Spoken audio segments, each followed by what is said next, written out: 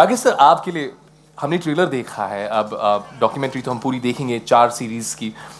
What do you think Roshan Saab will be most inspired and most proud of today when he sees this entire journey? I think we took his name ahead, and that is what he would have loved, and we did that.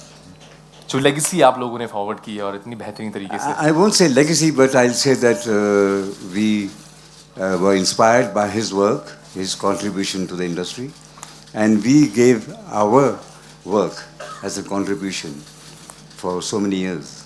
I, my brother Rajesh, and then Ritik. So we all contributed. And so you've inspired all of us to be amazing with whatever we do. So thank you very much for that too. Thank you very much. Thank you. Rakesh ji, Shashi ji, this is for both of you. How did the idea come about? Shashi sir, did you go to Rakesh sir with the idea?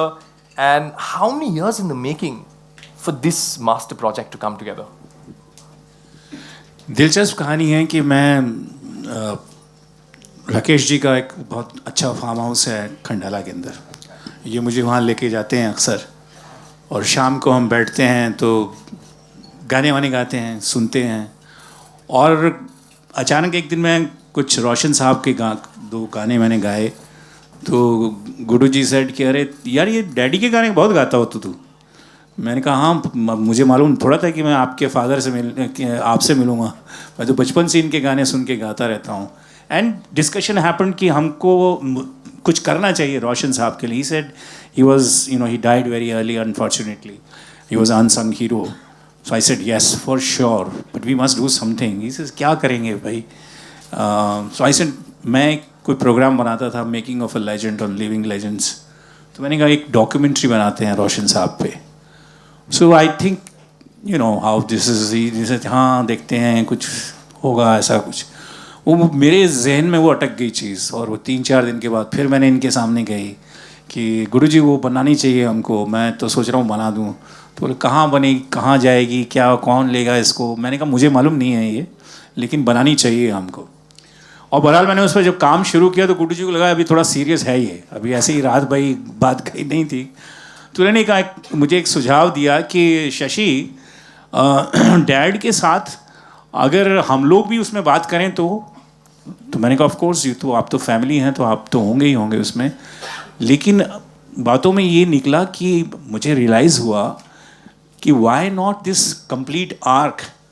जो जावेद साहब का last sentence था कि जो रवायतें और जो चीज़ें वो रोशन साहब छोड़ के गए थे वो आज तक इस फैमिली में चल रही है. और बहुत सही जो मैं डेडिकेशन ऋतिक में देखता हूँ, और जो इन लोगों की ख़ास बात है जो सबसे यूनिक है वो ये है कि इन्होंने कभी किसी ने भी, और ये शायद जेनेटिक है, अपने काम की टॉम टॉम नहीं करते, बात ही नहीं करते.